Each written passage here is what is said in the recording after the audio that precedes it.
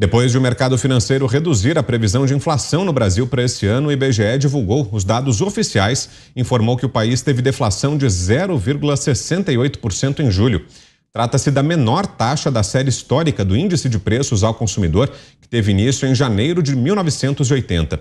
A deflação é a queda generalizada dos preços de diversos produtos e serviços de forma contínua e por um período razoavelmente longo. O resultado de julho foi puxado pela redução nos preços dos combustíveis e da energia elétrica em ações do governo federal. Mas com você, Fiuza, 2 minutos.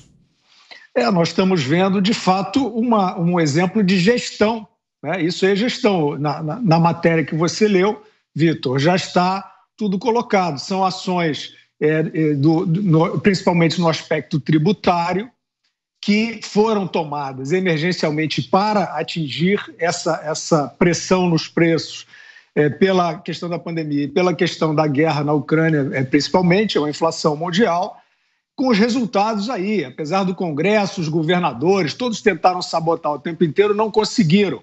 Então, são resultados positivos que, infelizmente, nesse ambiente aí desviante, como eu falei, de imprensa e opinião pública, isso não é valorizado, ficam tentando apostar na caricatura do presidente da República. Deixa eu só comentar rapidamente o assunto anterior sobre o ministro da Saúde, Marcelo Queiroga. A crítica aos abusos do Supremo, do Fachin, já estão devidamente feitas aí pela Ana, pelo Augusto. Agora, eu queria saber o seguinte: o ministro Queiroga está preocupado com a questão de informar a população, certo? Eu queria saber do ministro da Saúde, Marcelo Queiroga, onde estão as informações amplas e suficientes sobre os riscos da vacina de Covid. O público está amplamente informado sobre o risco de miocardite, por exemplo, em vacina de Covid? Existe esse risco e, evidentemente, que está constatado, já está na literatura, de pericardite, de trombocitopenia, de trombose, de acidente vascular cerebral, de infarto. Todos esses riscos fazem parte dos problemas de segurança das vacinas de Covid, que eu não sei porquê, não sei se é uma desmoralização, um desmonte institucional e civilizacional, o público não fica sabendo. É uma vergonha. Então a gente sabe hoje que a gente não pode nem quantificar esse risco, porque a gente sabe que as investigações não são feitas. Os eventos adversos são relatados à Anvisa, eu conheço, pelo menos acompanho o grupo, tem mais de uma centena, em que ninguém tem resposta. Como é que a gente vai saber qual é o percentual de risco se os casos possíveis, supostos, não são investigados? Eu acho isso uma vergonha, acho isso um absurdo, acho que qualquer pessoa que tenha o mínimo de discernimento e de juízo deveria protestar contra isso, e isso é uma política do Ministério da Saúde.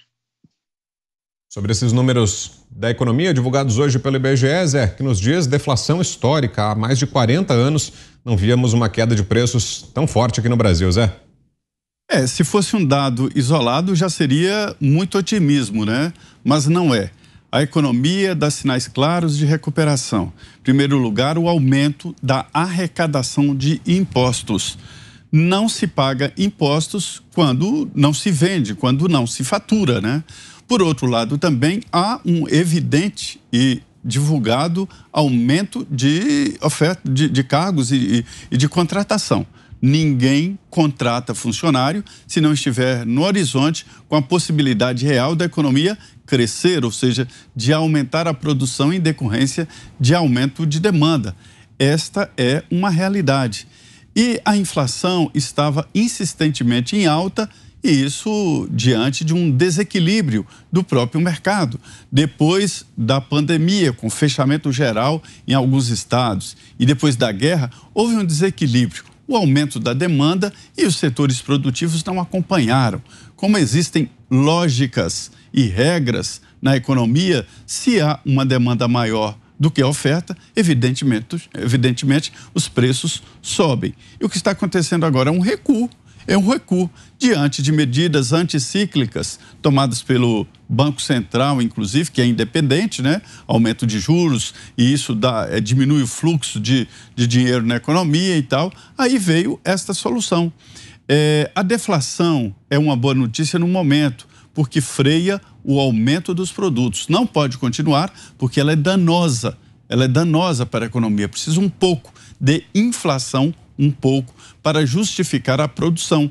Senão, as indústrias começam a fabricar e vender mais barato, isso não dá, a conta não fecha. Mas, de qualquer maneira, é um bom sinal que eu sei que vai aparecer recheio de adversativas, dizendo que é uma deflação dos níveis superiores, quem ganha mais, quem consome mais, enfim. Mas é, de toda forma, uma boa notícia que não está isolada. Diga, Augusto. O Zé tem razão em dizer isso. Agora, quando a inflação está alta e precisa cair, a deflação é uma notícia espetacular. Prevista, né? Esse fato foi previsto pelo ministro Paulo Guedes e negado essa previsão foi negada por todos os colunistas especializados em economia da imprensa velha. Então é o seguinte, a melhora econômica é um poderosíssimo cabo eleitoral. Tanto que, embora a imprensa procure recorrer ao mas, adversativa, né? Mas, não sei o quê, mas, quer dizer, houve deflação, mas depois o próprio Lula está tão preocupado com isso que ele começou a dizer que o Bolsonaro não trabalhou nos primeiros 3 anos, só está tentando trabalhar agora. O próprio Lula está reconhecendo que os resultados vão aparecendo, né? E isso é uma péssima notícia para ele. Para fecharmos, Ana, 2 minutos. Bom, como diria e como disse aquele antigo assessor presidencial aqui nos Estados Unidos, é a economia, estúpido. E é exatamente isso que estamos vivendo aqui nos Estados Unidos e no Brasil. Aqui o berço do capitalismo, do livre mercado, da interferência mínima do Estado. Há mais de 40 anos não vimos números tão ruins. E no Brasil, mesmo com toda a interferência do Estado, mesmo com o aparelhamento aí das instituições, tanto no Congresso quanto no Judiciário, o ministro Paulo Guedes, uma pasta extremamente técnica, colocou o Brasil no rumo da liberdade econômica, mesmo com todas as manchetes de despiora, de todavia, mas, no entanto, o Brasil segue um caminho de prosperidade, mesmo dentro de uma pandemia global. E aqui, né, como eu disse, há 40 anos os números nunca estiveram tão ruins, e no Brasil, vejam você, há 40 anos os números não estiveram tão positivos.